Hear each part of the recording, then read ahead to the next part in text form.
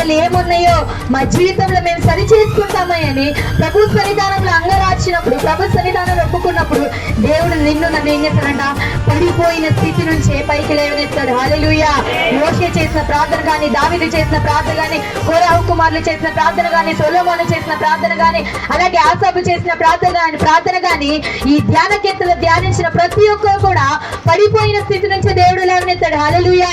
వారందరూ పరిశుద్ధ మార్గంలోకి, అలాగే దేవుని యొక్క సరళమైన మార్గంలోకి నడిచారంటే వారు దేవుడి సన్నిధానంలో ఒప్పుకున్నారు.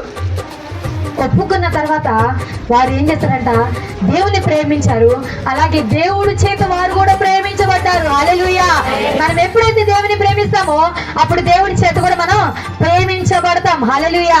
మనం అనుకుంటాము మనం ప్రేమించిన వారు దొరికితే మనం సుఖంగా అలా ఉంటాం, కానీ మనల్ని ప్రేమించే దేవుడు మనకు తోడుగా ఉంటే మన చుట్టూ ఉన్నవారు ప్రేమించకపోయినా కానీ దేవుడు మమ్మల్ని ప్రేమిస్తున్నాడనే ఆశ, కోరిక కలిగి అలాగే మనం ఎదురు చూస్తూ బ్రతుకుతూ ముందుకు కొనసాగుతూ ఉంటామంట. హల్లెలూయా.